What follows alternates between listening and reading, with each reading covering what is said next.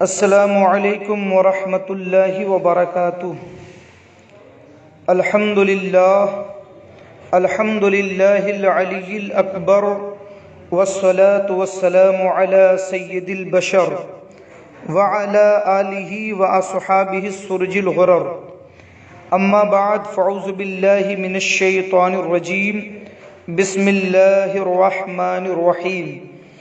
ان الذين آمنوا وعملوا الصالحات سيجعل لهم الرحمن ودا، صدق الله مولانا العظيم وصدق رسوله النبي الأمين المعين الكريم،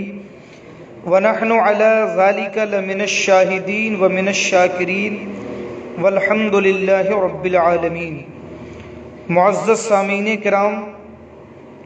آئیے ہم اور آپ نہایت ہی عقیدت و احترام کے ساتھ حضور صاحب لولاک فخر موجودات رحمت عالم نور مجسم جناب احمد مجتبی محمد مصطفیٰ صلی اللہ تعالی علیہ وسلم کی بارگاہ اقدس میں درود و سلام کا نذرانہ پیش کرنے پڑھی۔ اللہم صلی علی سیدنا و شفیعنا و نبینا و مولانا و ملیانا محمد معدن الجود والکرم وعلى آلہ وصحابہ بارک وسلم، صلاۃ و سلام علیک یا رسول اللہ، صلاۃ و سلام علیک یا حبیب اللہ۔ معزز سامعین کرام، یہ ہماری اور آپ کی مشترکہ خوش نصیبی اور فیروز بختی ہے کہ آج ہم اور آپ محفل یاد تاج الشریعہ میں شریک ہو کر اللہ کے ایک مقدس بندے کی بارگاہ میں خراج محبت پیش کر رہے ہیں۔ اللہ تبارک و تعالی اس محفل نور کو قبول فرمائے اور اسے ہم سب کے لیے نجات کا ذریعہ بنائے۔ میں دل کی گہرائیوں سے جماعت رضائے مصطفیٰ ممبئی کو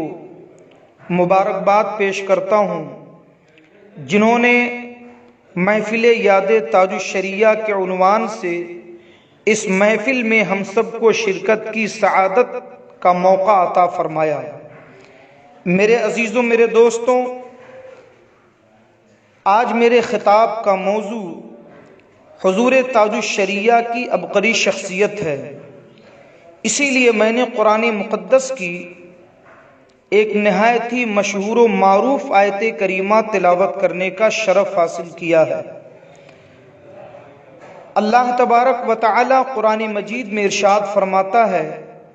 ان الذین آمنوا وعملوا الصالحات سیجعل لهم الرحمن ودا۔ اس آیت کریمہ کا مطلب یہ ہوا کہ جو ایمان والے ہیں، جو نیک عمل والے ہیں، یعنی جو اللہ والے ہیں، اللہ تعالیٰ ان کی محبت اپنے مخلوق کے دلوں میں پیدا فرما دیتا ہے۔ میرے عزیزوں، میں اپنی کم علمی کے اعتراف کے ساتھ ساتھ اس بات کا بھی شدید احساس کر رہا ہوں کہ حضور تاج الشریعہ کی ذات فضل و کمال، حسن و جمال، جود و نوال، عبادت و ریاضت، صبر و قناعت، ظرافت و سخاوت اور شرافت و تقدس کے اس بحر بے کراں کا نام ہے کہ جس بحر کی ایک لہر کا بھی حق یہ ناچیز ادا نہیں کر سکتا، اور اس مختصر وقت میں تو بالکل بھی مشکل ہے۔ مگر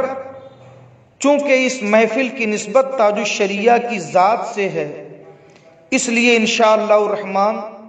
میں تھوڑی دیر تک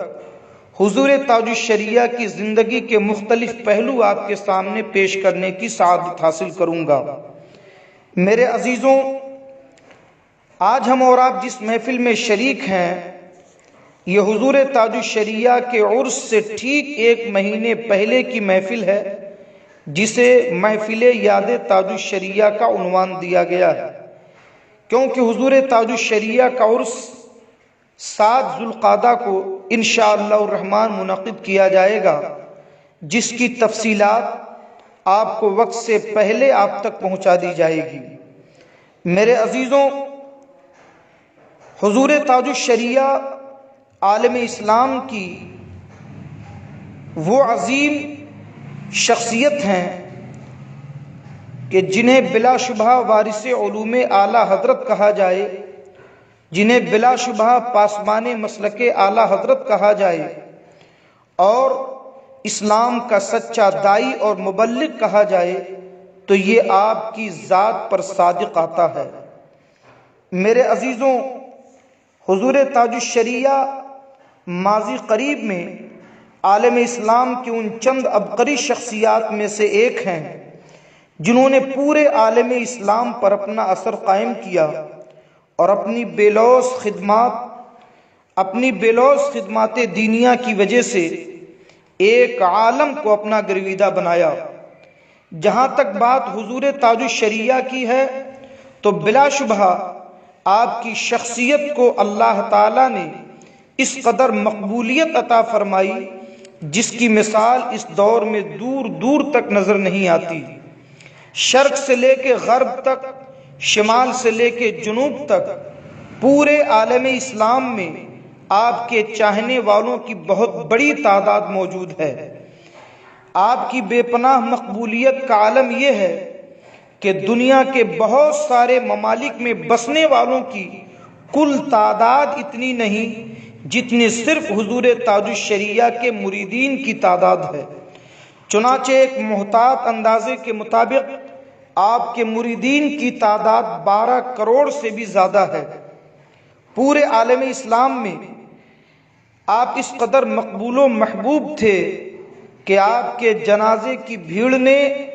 بھارت میں پچھلے سارے جنازوں کے ریکارڈ توڑ دیے اور ایک ایسا عظیم عالمی ریکارڈ قائم کیا جو اپنی مثال آپ ہے۔ میرے عزیزوں، حضور تاج الشریعہ تا حین حیات سارے عالم اسلام کے لیے مرجع خلائق رہے۔ عوام و خواص، طلبہ، علماء، مدرسین، فقہا، محدثین سبھی آپ کی محبت کے اسیر رہے اور سبھی نے آپ کی بارگاہ سے استفادہ کیا۔ دین اور مسلک کے بارے میں آپ نے کبھی بھی کسی سے کسی بھی حال میں کبھی سمجھوتا نہیں کیا اور دین حنیف کے سچے علمبردار اور مسلک اعلیٰ حضرت کے واقعی ترجمان بن کر پوری دنیا میں آپ نے شریعت مصطفیہ کی خدمت کی ہے اور دین کی ترجمانی کی ہے۔ اللہ تبارک و تعالی آپ کی ان خدمات کو قبول فرمائے۔ تصنیفات، تالیفات، تحریر و تقریر اور فتاوی نویسی کے ذریعے پوری زندگی رشد و ہدایت کا کام کرتے رہے۔ تقریباً 51 سال تک مسلسل اپنے فتاووں کے ذریعے عالم اسلام کی دینی پیاس بجھاتے رہے۔ میرے عزیزوں، حضور تاج الشریعہ کی ولادت باسعادت 24 ذوالقعدہ 1362 ہجری مطابق 23 نومبر 1943 عیسوی کو بروز منگل ہندوستان کے مشہور شہر مرکز اہل سنت بریلی شریف کے محلہ سوداگران میں واقع ہوئی۔ جب آپ کی عمر شریف 4 سال 4 ماہ اور 4 دن کی ہوئی تو آپ کے والد ماجد حضرت علامہ مفسر اعظم ہند مفتی ابراہیم رضا خان علیہ رحمت و رضوان نے رسم بسم اللہ خوانی کی شاندار محفل منعقد فرمائی اور اس محفل میں خصوصی مہمان کی حیثیت سے تاجدار اہل سنت نائب غوث اعظم حضور مفتی اعظم عالم حضرت علامہ مفتی مصطفیٰ رضا خان علیہ رحمت و رضوان جو سرکار حضور تاج الشریعہ کے نانا ہیں انہیں مدعو کیا، اور جب سرکار مفتی اعظم ہند محفل میں تشریف لائے تو آپ نے اپنی زبان فیض ترجمان سے رسم بسم اللہ خوانی ادا فرمائی۔ حضور مفتی اعظم عالم کی نگاہ ولایت نے اپنے نواسے کے روشن مستقبل کو اسی وقت دیکھ لیا تھا، اسی لیے آپ نے فرمایا کہ اللہ تعالی اختر میاں سے بڑا کام لے گا، انشاءاللہ اس بچے سے خلق خدا کو خوب فائدہ پہنچے گا۔ میرے عزیزوں، آپ نے ناظرہ قرآن مجید خود اپنی والدہ ماجدہ سے گھر پر ہی پڑھا اور درس نظامیہ کی تکمیل کے لیے دارالعلوم منظر اسلام بریلی شریف میں داخلہ لیا، اور اسی کے ساتھ ساتھ مروجہ دنیاوی تعلیم کے حصول کے لیے آپ نے اسلامیہ انٹر کالج بریلی شریف سے رجوع کیا، اور جب اعلیٰ تعلیم کے حصول کے لیے آپ نے باہر جانے کا قصد کیا تو 1963 میں آپ نے جامعہ ازہر مصر کا رخ کیا، وہاں تشریف لے گئے اور وہاں 3 سال تک مسلسل کلیت اصول الدین کے اندر داخلہ لے کر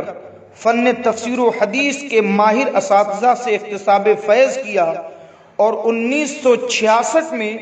آپ اپنی پوری جماعت میں پہلی پوزیشن سے فراغت حاصل کر کے ہندوستان واپس آئے۔ مگر جب آپ نے اپنی جماعت میں پہلی پوزیشن حاصل کی تو آپ کو جامعہ ازہر ایوارڈ سے نوازا گیا، اور ایوارڈ اور سند فراغت مصر کے اس وقت کے صدر اعلیٰ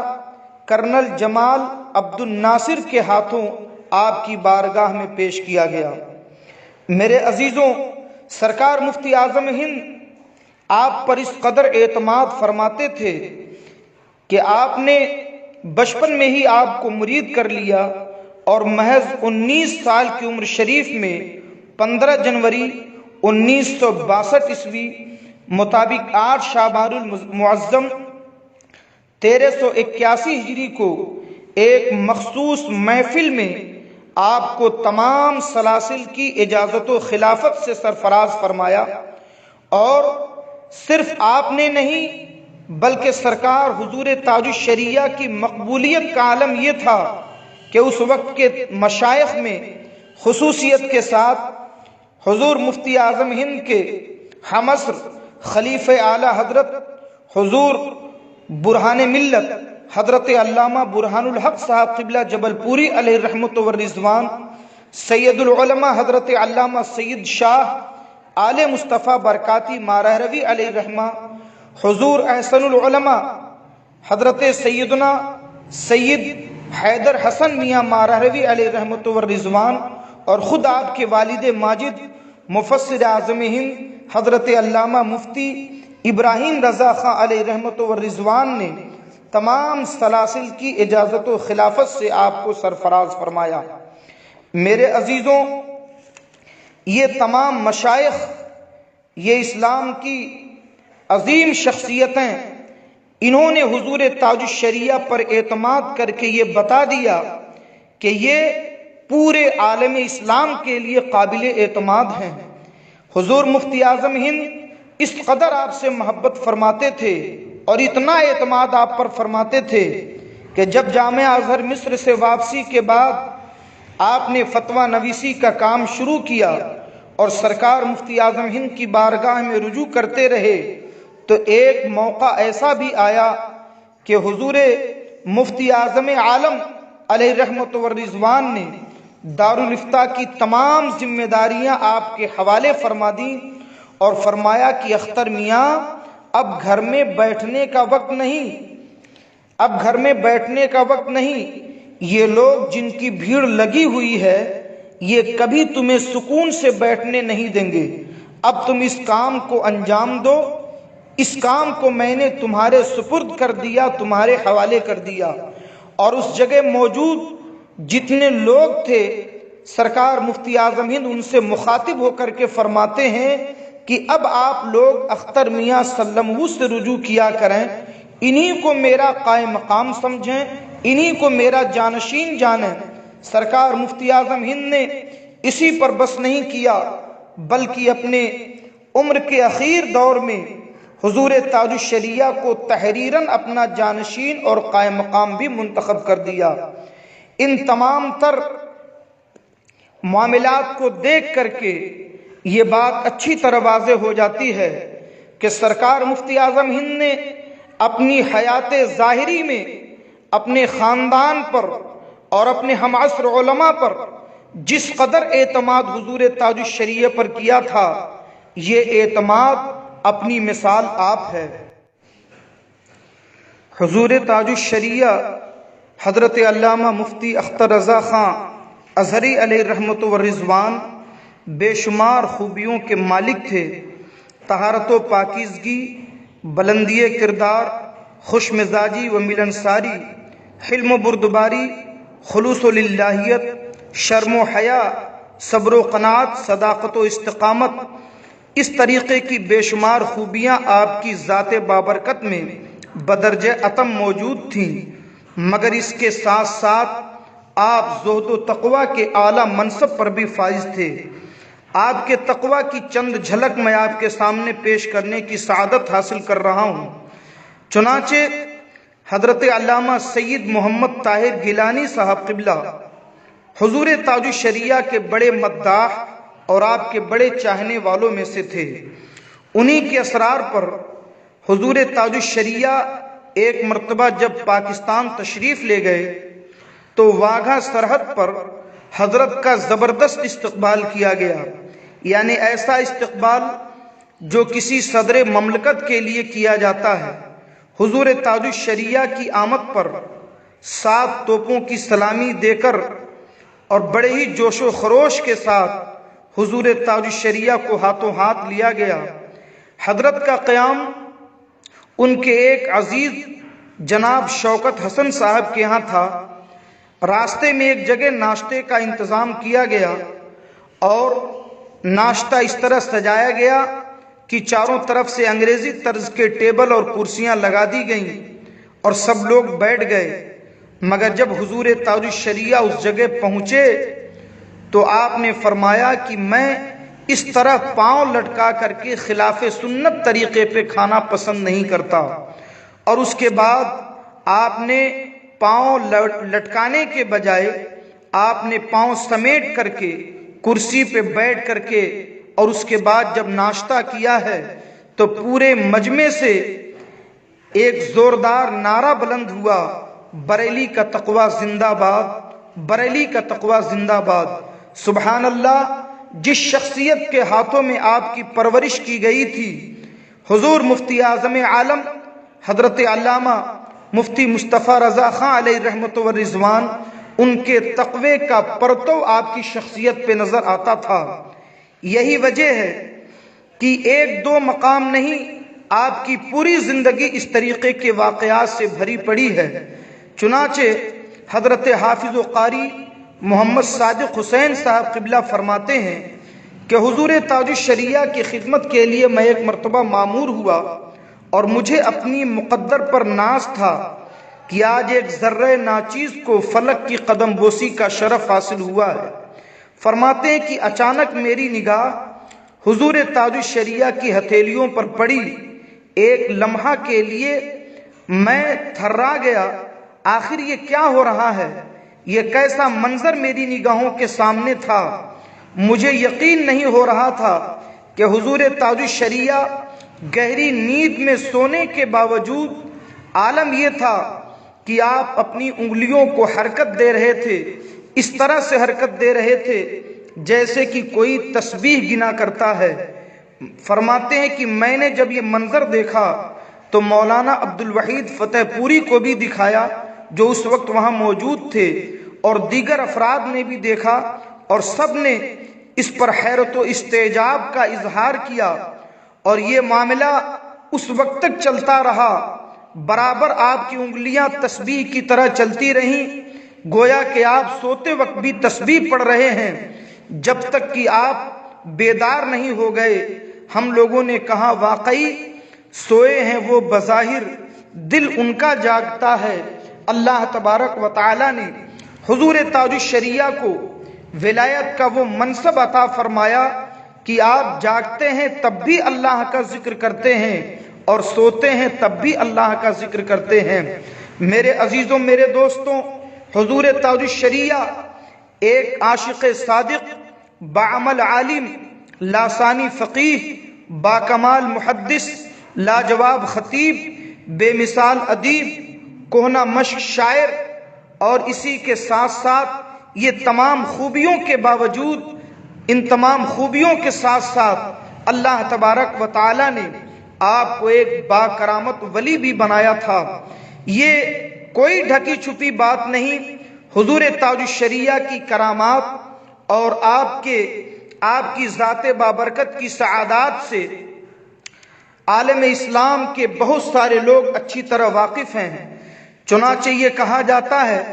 کہ استقامت ہی سب سے بڑی کرامت ہے۔ اگر واقعی یہ سچ ہے اور یقیناً سچ ہے تو حضور تاج الشریعہ کو قریب سے جاننے والے خوب اچھی طرح جانتے ہیں کہ فرائض و واجبات و سنن کے علاوہ سنن زوائد و مستحبات کا بھی آپ اس قدر خیال کرتے تھے کہ کسی نے آج تک یہ نہیں کہا کہ حضور تاج الشریعہ کا کوئی عمل ہم نے شریعت کے خلاف پایا ہے۔ میرے عزیزوں، میرے دوستوں، یہی وجہ ہے کہ آپ اللہ رب العزت کی بارگاہ میں بڑے مقبول تھے، آپ کی دعائیں بڑی مقبول تھیں، اور یہ اللہ کے ولی کی پہچان ہوتی ہے کہ جب وہ اللہ تعالیٰ کی بارگاہ میں دعا کر دیتا ہے، اللہ تعالیٰ اس کی دعا کو قبول فرما دیتا ہے۔ چنانچہ یہ واقعہ بڑا مشہور ہے کہ حضور تاج الشریعہ ایک مرتبہ لکھنؤ میں دارالعلوم حنفیہ ضیاء القرآن کے جلسے دستار بندی کے موقع پہ تشریف لائے۔ یہ وہ زمانہ تھا کہ اس وقت لوگ پانی کی ایک ایک بوند کے لیے ترس رہے تھے، بارش نہیں ہو رہی تھی، گرمی اپنے شباب پر تھی، اور جگہ جگہ دعاؤں کا اہتمام ہو رہا تھا،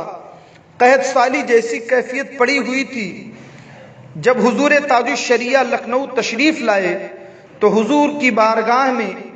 دعا کے لیے لوگوں نے عریضہ پیش کیا کہ حضور آپ دعا فرما دیں، اللہ تبارک و تعالی آسمان سے بارش نازل فرما دے۔ حضور تاج الشریعہ نے نماز استسقاء پڑھی اور دعا کے لیے ہاتھ اٹھایا۔ ابھی آپ دعا فرما ہی رہے تھے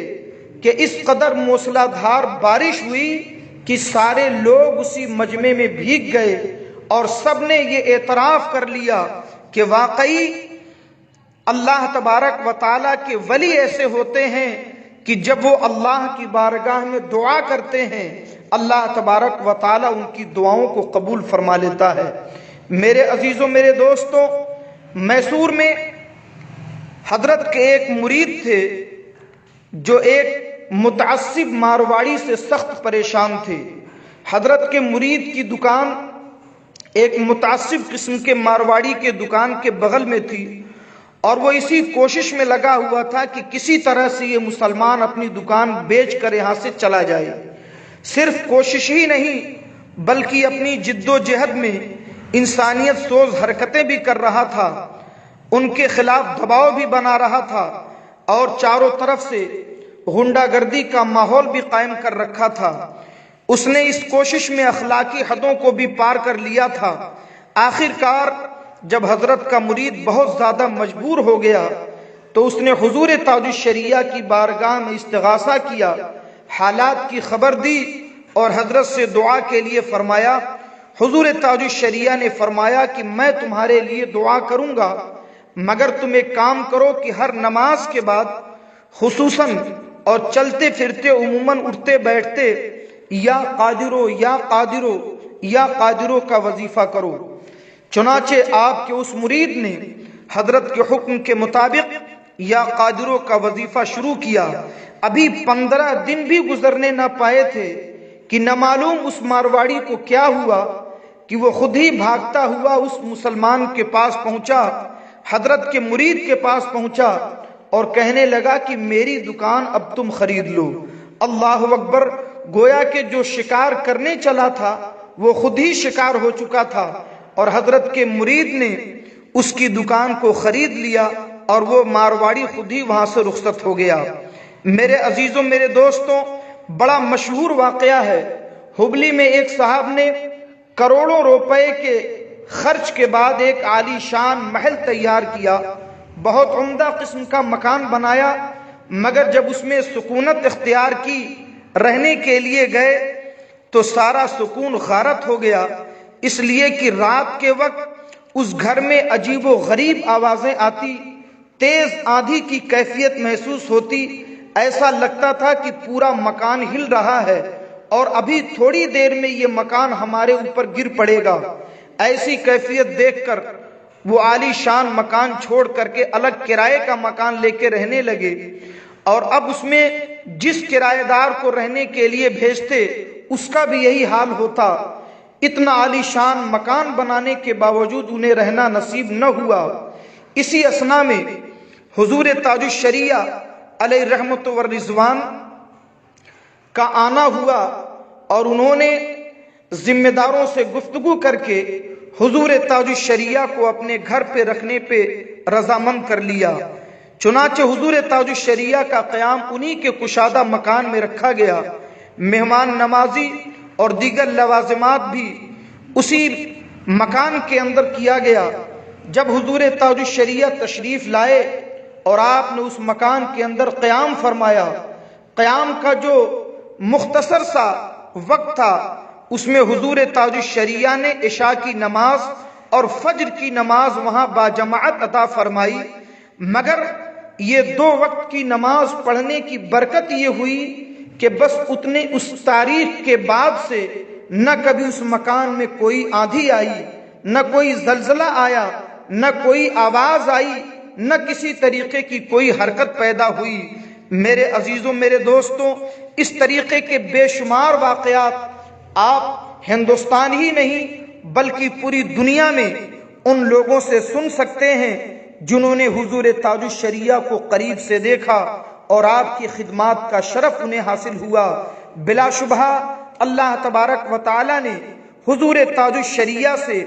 امت مسلمہ کو بڑا فائدہ پہنچایا۔ عوام و خواص، علماء، فقہا،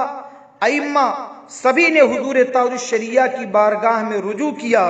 اور آپ جب تک باحیات رہے ہندوستان کے قاضی القضات بن کر کے رہے۔ پورے عالم اسلام میں آپ کے علم و فن اور آپ کے زہد و تقوی کی شہرت رہی۔ اللہ تبارک و تعالی نے اس عظیم الشان شخصیت کو ہمارے درمیان اپنی رحمت بنا کے بھیجا۔ پروردگار عالم ان کی قبر پہ رحمت و نور کی بارش نازل فرمائے۔ میرے عزیزوں، میں پھر آپ کو یاد دلا دینا چاہتا ہوں کہ حضور تاج الشریعہ کے عرس کی تاریخ 7 ذوالقعدہ ہے، جو انشاءاللہ الرحمن اس کی تفصیلات جماعت رضا مصطفیٰ کے پلیٹ فارم سے آپ تک پہنچا دی جائے گی۔ یہ چند باتیں میں نے موقع کی مناسبت سے اور محفل کی نسبت سے عرض کی ہیں۔ اللہ تبارک و تعالی اسے قبول فرمائے اور بارگاہ تاج الشریعہ کے اسیروں میں مجھے بھی داخل فرمائے اور ان کی محبت کو ہمارے لیے ذریعہ نجات بنائے۔ میرے عزیزوں، یہ پروردگار عالم کا بڑا احسان ہے کہ اس ناچیز کو حضرت کی غلامی نصیب ہوئی، حضرت کی زیارت نصیب ہوئی اور حضرت کی اجازت و خلافت بھی نصیب ہوئی۔ پروردگار عالم اسے میری نجات کا ذریعہ بنائے اور میرے اس خطاب میں جو غلطیاں ہوئیں اسے دور فرما کر ہم سب کو اس سے استفادہ کی توفیق عطا فرمائے۔ استغفر اللہ ربی من کل ذنب و اتوب الیہ۔ السلام علیکم ورحمۃ اللہ وبرکاتہ۔ محمد اختر رضا خان مصباحی مجددی، خادم التدریس والافتاء، دارالعلوم مخدومیہ، جوگیشوری، ممبئی، ورکن جماعت رضا مصطفیٰ، ممبئی۔